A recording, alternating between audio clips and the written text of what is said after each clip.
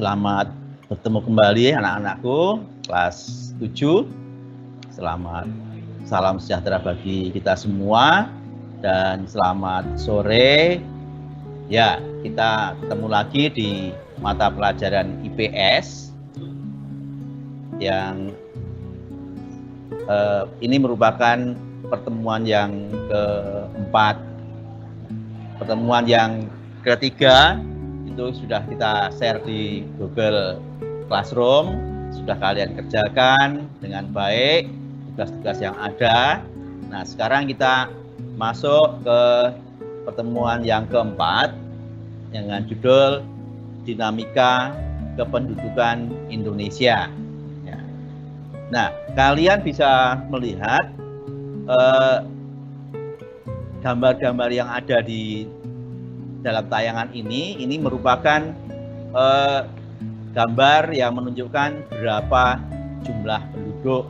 Ya, kalau kita lihat ini yang sebelah kiri merupakan ada grafik apa ini, grafik pi ya, pi grafik. Kemudian yang satunya ya kita menggambarkan keanekaragaman ya penduduk yang ada. Nah, kita akan melihat sebenarnya apa itu dinamika penduduk.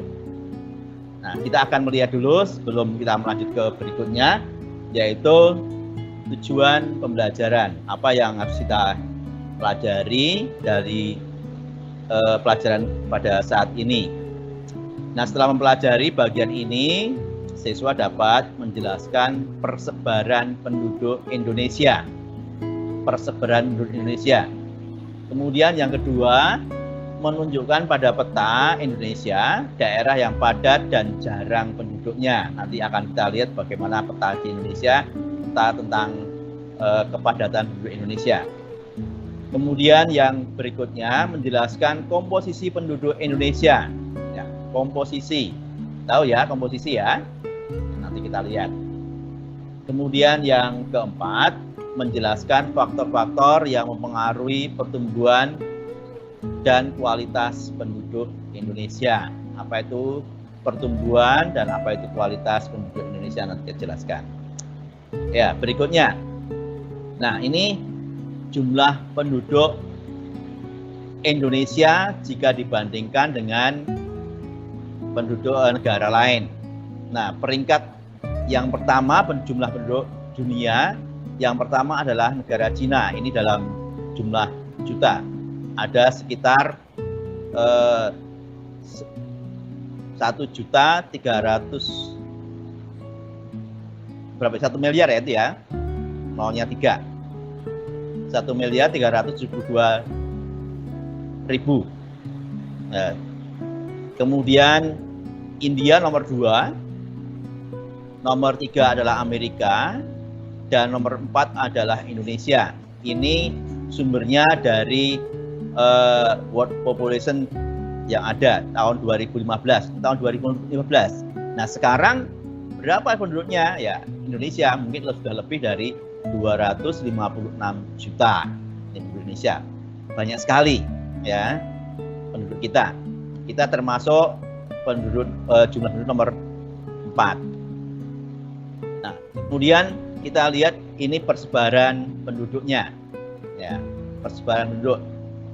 Untuk daerah yang warnanya hijau, daerah yang warna hijau ini penduduknya sangat jarang, ya, sangat jarang penduduknya. Sedangkan yang warna terakhir, yang warna merah, itu adalah penduduk yang sangat padat.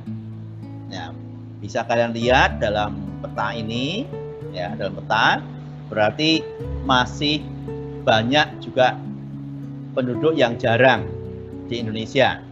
Yang jarang misalnya provinsi Papua Barat ya. Papua Barat atau Papua nih? Papua ya, yang ada di ujung ya, yang ada di sini. Ini. Kemudian ini termasuk jarang ya, Aceh. Kemudian ini daerah Jambi, daerah Sumatera sekitar ini. Kemudian Kalimantan, ternyata Kalimantan ini hampir semua daerahnya jarang penduduknya. Ya, kita maklum kalau daerah kita di sini jarang penduduknya karena daerahnya berupa apa? Hampir semuanya rawa dan pegunungan, banyak sungai-sungainya. Kemudian daerah Sulawesi, ya Sulawesi itu ada Gorontalo di sini, kemudian Sulawesi Tengah, Sulawesi Barat, dan Sulawesi Tenggara.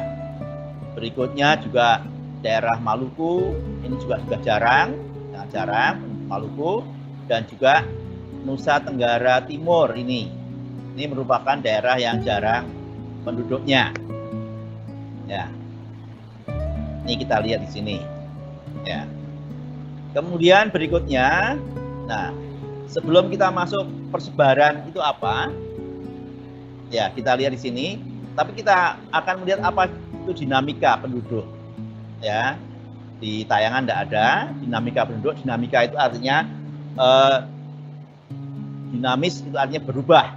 Ya, perubahan. Jadi perubahan penduduk dari tahun ke tahun, berapa jumlahnya. Nah, sekarang kita lihat bagaimana persebaran atau distribusi penduduk. Persebaran atau distribusi penduduk itu adalah bentuk penyebaran penduduk di satu wilayah atau negara.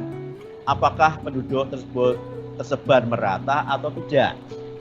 Nah, kita lihat tadi bagaimana penduduk kita di Indonesia. Nah, bagaimana? Ya, ternyata penduduk kita di Indonesia persebarannya tidak merata. Yang paling banyak di mana? Yang paling padat? Yang paling padat adalah Pulau Jawa dan Pulau Bali. Ya. Nah, persebaran penduduk dapat dikenali dari kepadatan penduduk. Ya, jadi persebaran penduduk dapat dikenali dari kepadatan penduduk. Nah, kepadatan penduduk sendiri merupakan indikator adanya perbedaan sumber daya yang dimiliki di suatu wilayah. Jadi, kepadatan penduduk itu juga merupakan indikator atau semacam indikatornya semacam alat untuk mengukur atau melihat perbedaan sumber daya yang dimiliki. Nah, kita melihat bagaimana sumber daya yang ada. Nah, ternyata kalau di daerah di Nusa Tenggara Timur, di NTT, itu ya daerahnya memang agak gersang, sehingga penduduknya juga menjadi jarang.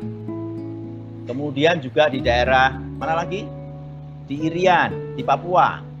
Nah, Papua juga penduduknya jarang. Karena apa? Karena sumber dayanya atau daerahnya juga merupakan daerah yang sulit untuk dijangkau dari segi transportasi. Nah, juga agak sulit, ya. Tapi sekarang sudah mulai transportasi sudah mulai, terutama untuk jalan sudah mulai ditembus, sehingga persebarannya sudah mulai merata, ya. Nah, beberapa daerah di Indonesia penduduknya masih sangat sedikit atau masih kekurangan jumlah penduduk atau underpopulation. Contohnya adalah Papua. Kepadatan penduduknya rata-rata hanya 4 jiwa per kilometer persegi. 4 jiwa per kilometer persegi. Artinya dalam 1 kilometer persegi, ya, itu jumlah atau penduduknya hanya dihuni hanya 4 orang. Rata-rata ya, ini ya rata-rata ya. Kalau penduduknya di Papua itu disebar tiap-tiap kilometer itu menempati 1 kilometer persegi yang menempati hanya 4 orang. Nah, sementara di Pulau Jawa kepadatan penduduknya mencapai 945 jiwa per kilometer persegi. Ya, per kilometer persegi. Jadi dalam 1 kilometer persegi jumlahnya hampir 1.000 orang. Nah, Pulau Jawa dan Madura dengan luas 132.000 km persegi, penduduknya 130 juta jiwa pada tahun 2010. Ya, tahun 2010, sekarang sudah tahun 2020, ya 10 tahun yang lalu ini ya. Nah, sekarang mungkin sudah ada sekitar lebih dari 150 juta. Ya. Jadi hampir lebih dari separuhnya penduduk Indonesia itu ada di Pulau Jawa yang luasnya hanya sempit ini. Ya. Nah, pulau-pulau lain di Indonesia dengan luas berkali lipat dari Pulau Jawa, jika seluruh penduduknya dijumlahkan tidak dapat mencapai jumlah penduduk yang tinggal di Pulau Jawa. Ya, kita tak bersyukur di Kalimantan masih penduduknya masih jarang, ya, belum sepadat di Pulau Jawa. Ya, mungkin kalian kalau melihat tayangan di televisi, ya kalian bisa melihat bagaimana lalu lintas yang ada di Pulau Jawa begitu macetnya, walaupun sudah jalan tol sudah dibuat sebagus mungkin, tetap masih macet.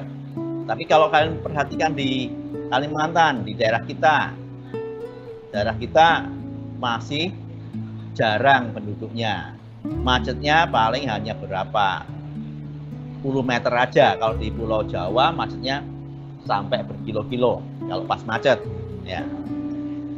Ya, berikutnya kita lihat komposisi penduduk. Ya, komposisi penduduk. Komposisi penduduk adalah pengelompokan penduduk berdasarkan kriteria tertentu. Ya, berdasarkan kriteria tertentu.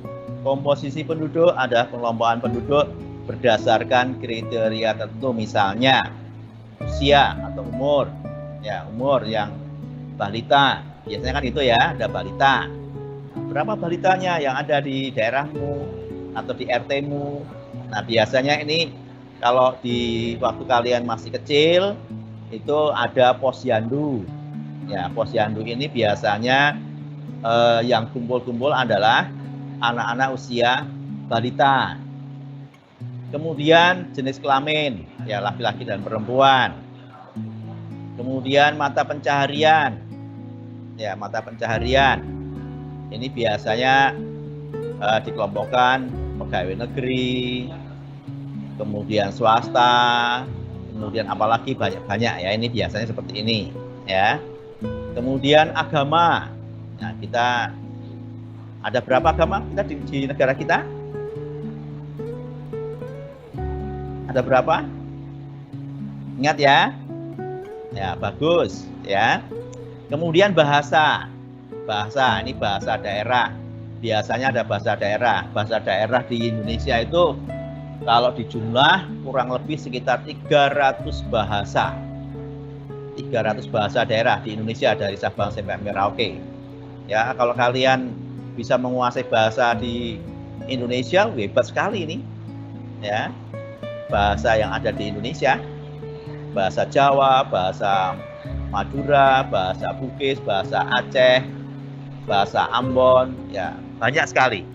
Tapi kita bersyukur bahwa walaupun banyak bahasanya, kita punya bahasa secara nasional, yaitu bahasa, ya betul, bahasa Indonesia. Nah, kemudian pendidikan. Nah, pendidikan ini biasanya akan dilihat ada yang putus sekolah. Nah, yang SD, SMP, SMA, kemudian sarjana, ya, ini pendidikan. Kemudian yang kedua, yang berikutnya adalah tempat tinggal. Tempat tinggal. Tempat tinggal ini biasanya ada di kota maupun di desa. Ya, kemudian juga hampir sama ini jenis mata pencaharian dengan jenis pekerjaan ya. Nah, sekarang kita lihat komposisi penduduk Indonesia. Ya, sekarang kita lihat berdasarkan komposisi berdasarkan usia atau umur. Nah, biasanya komposisi penduduk ini dibuat berdasarkan interval usia tertentu. Interval itu ya selisih-selisih berapa ya, seperti 0 sampai 5 tahun ya, biasa disebut dengan usia balita ya.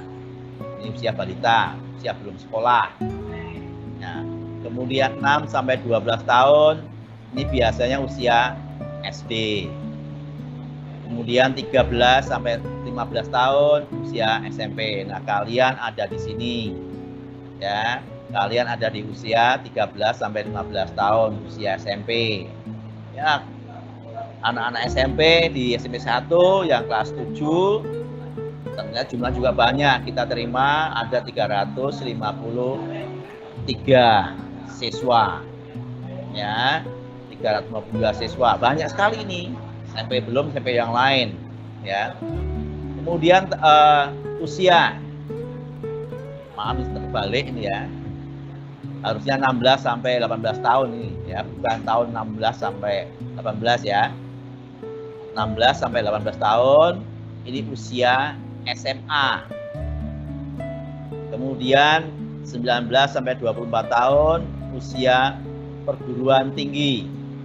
Ya, nanti kalian setelah 3 tahun lagi masuk usia SMA. Kemudian 3 tahun lagi kalian masuk usia perguruan tinggi. Nah, 25 sampai 60 tahun ini usia dewasa.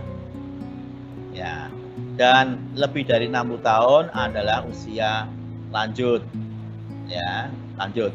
Nah, selain interval usia ini juga komposisi penduduk dapat dibuat berdasarkan usia produktif dan usia non produktif. Apa sih maksudnya? Usia produktif adalah usia yang sudah bisa menghasilkan. Ya, usia yang sudah bekerja dan menghasilkan. Ya. Nah, biasanya ada 3. Yang pertama usia 0 sampai 14 tahun. Itu adalah usia belum produktif. Ya. Usia 0 sampai 14 tahun adalah usia belum produktif. Ya.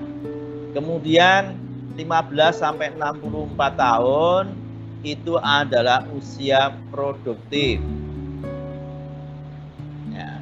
Dan lebih dari 60 tahun ini usia yang sudah tidak produktif atau usia yang sudah tidak bisa bekerja lagi.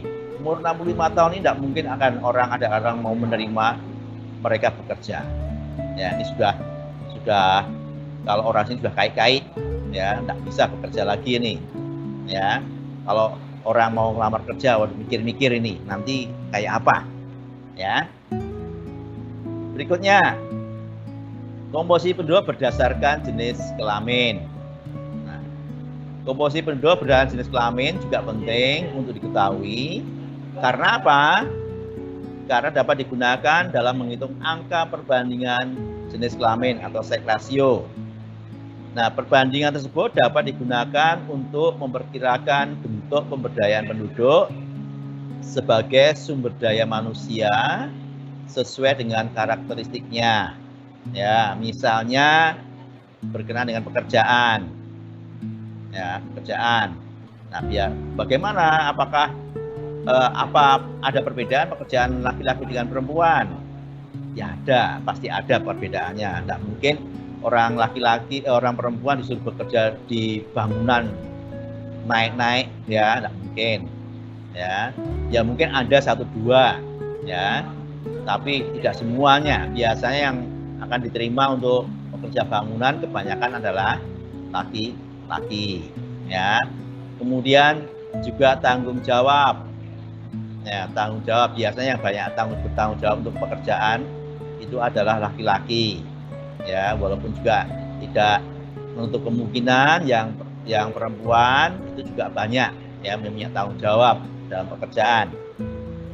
Nah, serta bentuk pengembangan pendidikan dan pelatihan yang sesuai dengan potensi dan kemampuan penduduk. Ya, biasanya kalau ini pendidikan ini kalau yang paling banyak untuk pekerjaan di salon biasanya apa? Ya, biasanya adalah perempuan ya yang di salon. Laki-laki jarang ya. Yang di salon biasanya seperti itu. Kemudian juga memasak. Memasak juga demikian, lebih banyak yang perempuan juga ya.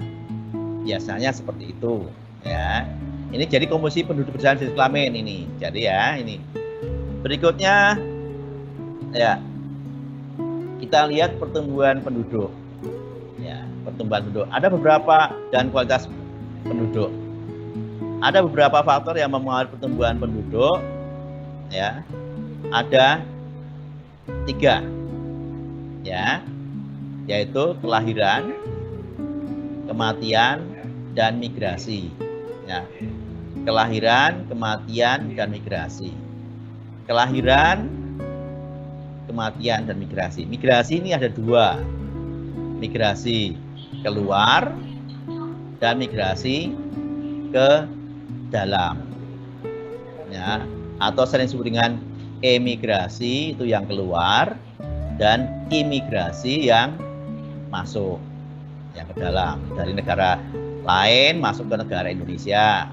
Kalau yang imigrasi, sedangkan yang imigrasi dari Indonesia keluar ke negara lain. Ya. Kelahiran dan kematian disebut dengan faktor alami. Ya. Kelahiran dan kematian disebut dengan faktor alami. Ya. Sedangkan migrasi disebut faktor non alami. Ya.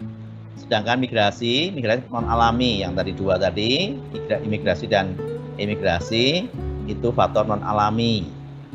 Nah, kelahiran bersifat menambah, sedangkan kematian bersifat mengurangi jumlah penduduk. Migrasi yang bersifat menambah disebut dengan imigrasi atau migrasi masuk. Sedangkan migrasi yang bersifat mengurangi disebut migrasi keluar atau emigrasi. Tadi saya sebutkan tadi, yang keluar disebut emigrasi, yang masuk imigrasi. Nah, kita perhatikan tingkat pertumbuhan penduduk Indonesia untuk periode 2010 sampai dengan 2014 itu pertumbuhannya 1,40% per tahun. Ya, 1,40% per tahun atau 14 orang per 1000 penduduk. Ya. Nah, kita lihat periode yang ada ini ya. Tadi kan sudah tadi ya. Periodenya sekarang kita lihat. Tahun 1971 sampai dengan 1980 pertumbuhannya ada 2,31%. Ya, 2,30%. Atau dikatakan jumlah pertambahannya ya 231.000 per 1000 penduduk per tahun. Ini per tahun ya. Kemudian periode 1990 sampai 2000 turun. Nah, turun ya. Turun dari 2,31% kemudian turun jadi 1,49%. Kemudian 2000 sampai 2010 turun lagi sama. Ya. Baru kemudian periode 2015 sampai 2010 sampai dengan 2015 itu menjadi turunnya 0,6%. Apa artinya ini? Ternyata penduduk Indonesia itu semakin lama semakin turun, ya, pertumbuhannya. Tapi kalau jumlahnya bertambah, ya. Oke. Berikutnya. Nah, apa akibat dari pertumbuhan penduduk yang cepat? Apa akibat dari pertumbuhan penduduk yang cepat? Yang pertama, pertumbuhan penduduk usia muda yang cepat menyebabkan tingginya angka pengangguran. Ya, kalau pertumbuhan penduduk usia yang muda yang cepat ini banyak pengangguran. Ya, artinya orang tidak mendapatkan pekerjaan. Ya, orang tidak mendapatkan pekerjaan banyak. Ya. Akibatnya apa ini kalau seperti ini? Kalau tidak banyak pekerjaan, akibatnya banyak sekali, ya. Pasti ada kejahatan makin meningkat. Kemudian sering kalian dengar kan ada tawuran-tawuran. Ini ya akibatnya karena ini usia muda ini yang banyak. Ya. Ya, akibatnya ini. Kemudian Yang kedua, persebaran penduduk tidak merata. Ya, persebarannya tidak merata. Ada daerah yang padat penduduknya, ada yang jarang penduduknya. Ya. Kemudian yang ketiga, komposisi penduduk kurang menguntungkan karena banyaknya penduduk usia muda yang belum produktif, sehingga beban ketergantungan tinggi. Ketergantungan tinggi itu maksudnya apa? Ya, ketergantungan tinggi ini maksudnya apa? Maksudnya yang bekerja itu sedikit, yang belum bekerja banyak, sehingga masih menggantungkan yang bekerja. Pendapatannya, ya katakanlah misalnya dalam satu keluarga yang bekerja hanya bapaknya saja, sedangkan anggota keluarganya masih kecil-kecil, itu ada 5 misalnya, berarti tingkat ketergantungannya berapa? Ya, ada 5 orang yang tergantung dengan bapaknya ini. Nah, ini sangat tinggi ini, ya. Kemudian yang keempat yaitu arus urbanisasi tinggi, sebab kota lebih banyak menyediakan lapangan kerja. Apa urbanisasi? Urbanisasi adalah perpindahan penduduk dari desa ke kota. Mengapa mereka berpindah?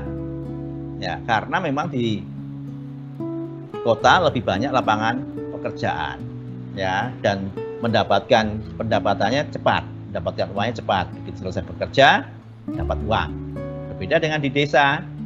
Kalau di desa mereka menanam tanaman sayur-sayuran atau padi, ya tunggu dulu sampai bisa panen, baru kemudian dijual, baru dapatkan uang.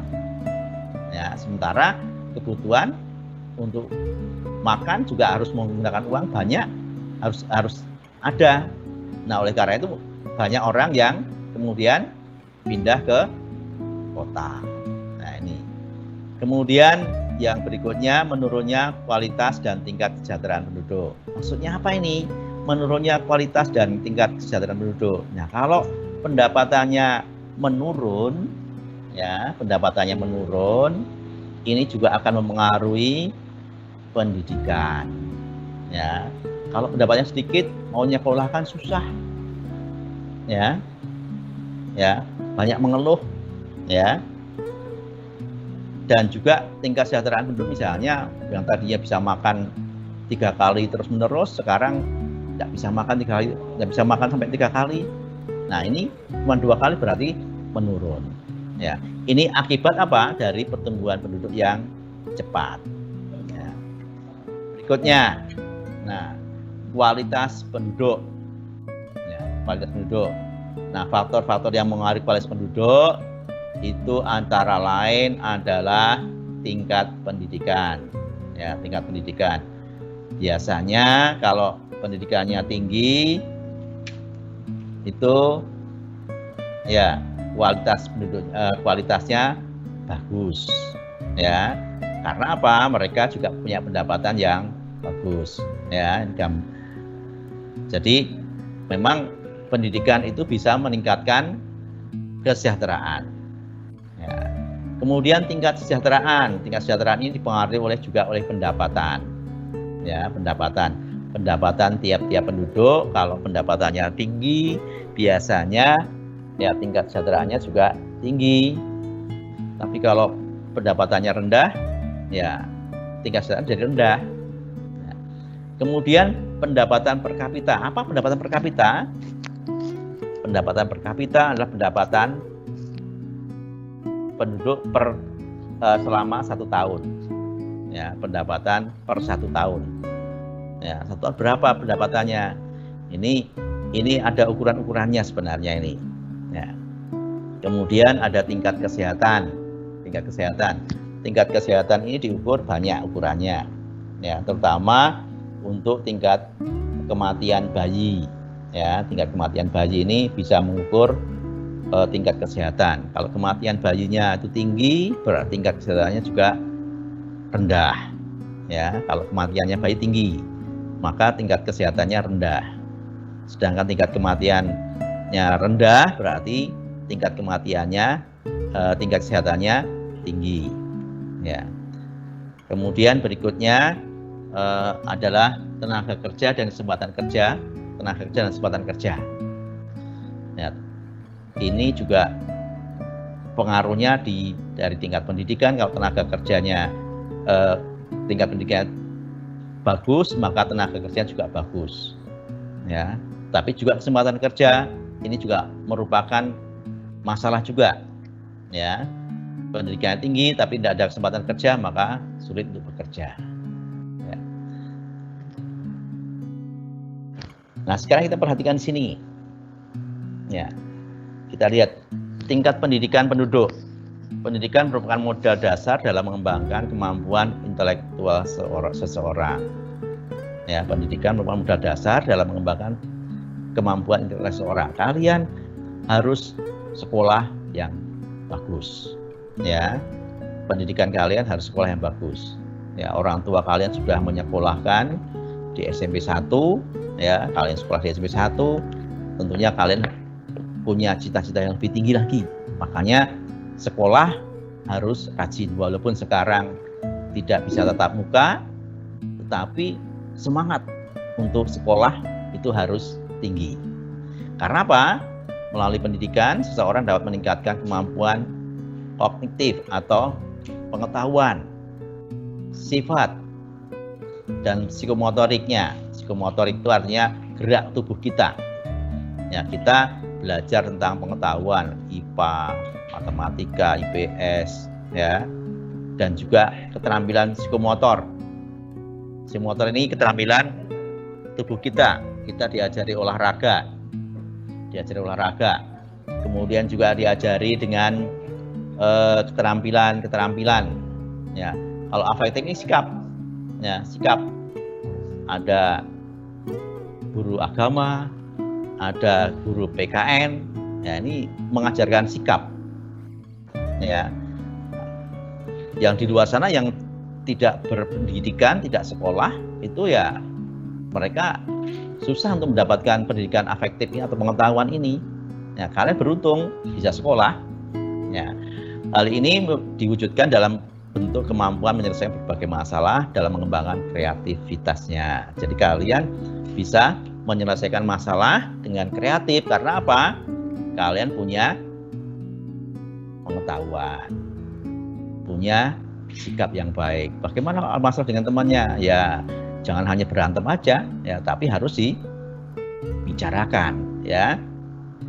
Jadi bisa menyelesaikan masalah dengan mengembangkan kreatifnya. Kemudian yang berikutnya, yang kedua, tingkat kesadaran penduduk.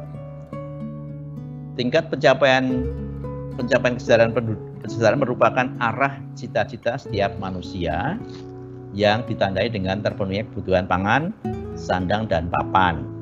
Ya, dan ini merupakan cita-cita bagi negara kita, kesejahteraan penduduk. Dan kalian pun juga demikian.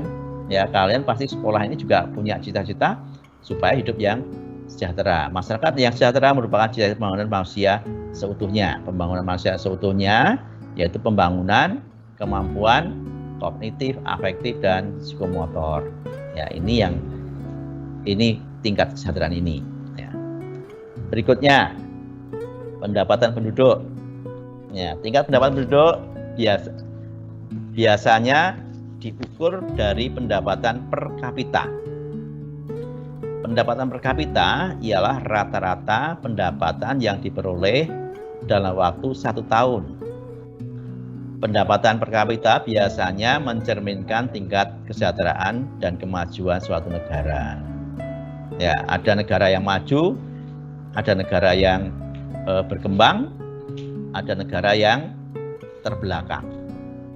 Bahkan ada negara yang gagal. Ada negara yang gagal kalau pendapatan per kapitanya sangat rendah. Nih, ya. Oke, yang keempat yaitu masalah kesehatan. Tadi itu tingkat kualitas penduduk tadi ya.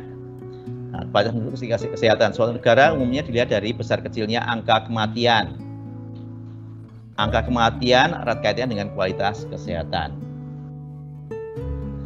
Oke, ini sudah selesai.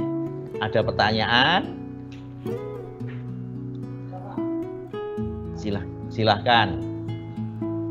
Kakak, ini yang pertama, apa arti dinamika penduduk? Oh, dinamika penduduk.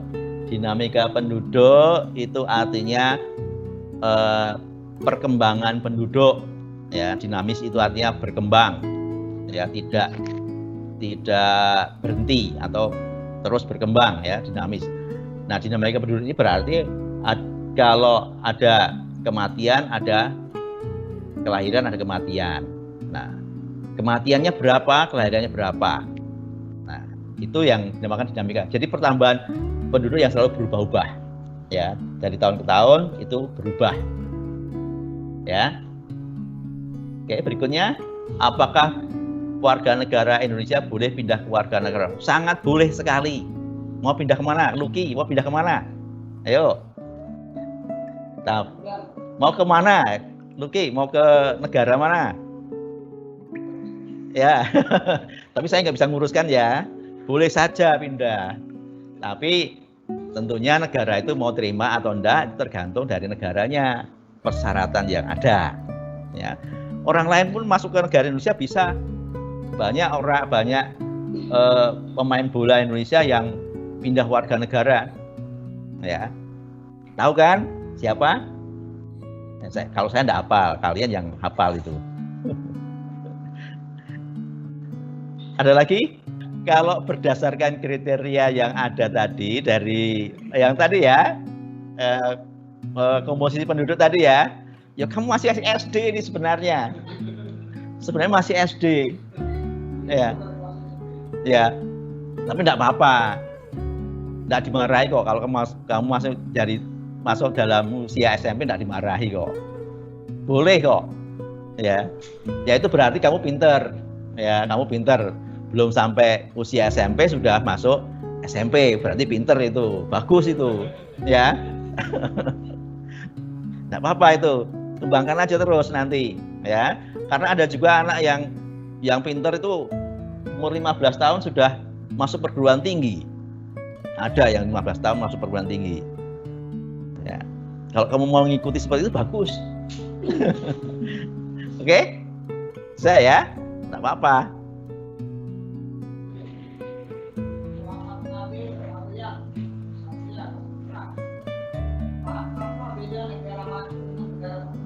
Nah, negara maju dengan negara berkembang. Oke, negara maju dengan negara berkembang. Kalau dari tingkat pendapatannya, biasanya pendapatannya tinggi. Saya agak lupa berapa Bu pendapatannya. Kalau negara yang tinggi itu hitungannya dolar itu sekitar 3.000 atau 3.000 dolar ke atas. Ya, 3.000 dolar ke atas. Itu biasanya seperti itu. Kemudian juga dari pekerjaan. Pekerjaannya kalau negara maju pada umumnya bekerja di bidang industri. Biasanya seperti itu. Sedangkan negara yang masih belum maju, pekerjaannya di bidang pertanian. Biasanya seperti itu ya. Nah, kemudian juga tingkat pendidikan. Tingkat pendidikannya umumnya negara yang maju itu mereka pendidikannya pendidikan tinggi. Ya. Lebih banyak berpendidikan tinggi dibandingkan pendidikan yang rendah. Sedangkan negara yang belum maju itu pendidikannya masih rendah. Banyak yang usia SD ya dibandingkan dengan usia SMA atau perguruan tinggi. Itu perbedaannya. Ya. Wah, masih ngantri. Kalau pemindahan kewarganegaraan dari negara luar ke negara kita namanya apa? Kalau masuk itu namanya imigrasi. Dari negara luar masuk ke Indonesia. Nah, tadi sudah saya sebutkan tadi ya. Kalau masuk dari negara lain namanya imigrasi. Tadi sudah sebutkan tadi. Sedangkan kalau keluar namanya emigrasi. Oke, akibat dari persebaran penduduk yang tidak merata. Ya. Kalau positifnya itu biasa yang tidak merata kalau daerah-daerah yang jarang penduduknya, sumber daya alamnya itu masih bisa dinikmati oleh banyak orang. Ya, sumber daya manusianya, sumber daya alamnya. Ya, yang banyak, yang jarang penduduknya. Sedangkan yang jumlah penduduknya padat, kepadatan penduduknya yang padat, yaitu untuk menikmati sumber daya alam, katakanlah misalnya mau wisata kemana itu susah. Karena apa? Polusinya banyak sudah. Biasanya seperti itu. Apalagi kalau kita perhatikan di daerah yang perkotaan, ya perkotaan, mau bergerak sedikit susah karena penduduknya padat. Tapi berbeda dengan daerah yang di desa. Ya, di desa itu menikmati udara segar enak. Ya, ini masih yang lain banyak yang seperti ini ya. Jadi negatif maupun positif banyak sebenarnya. Ya. Kalau yang tidak merata, ya, yang artinya kalau suatu negara ya jelas daerah-daerah yang padat penduduknya itu tingkat negatifnya, tingkat kejahatan, tingkat sosialnya masalah sosialnya banyak. Ya, seperti saya sebutkan tadi, di kota-kota besar itu biasanya karena penduduknya padat dan juga anak-anak mudanya banyak, tingkat kerawanan kejahatan besar. Ya, ada tawuran antar pelajar, nah itu. Kemudian pencurian kendaraan banyak, ngebut-ngebutan juga banyak. Bandingkan dengan yang ada di desa, ya pasti sedikit, ya permasalahan sosial juga sedikit. Itu ya. Ya.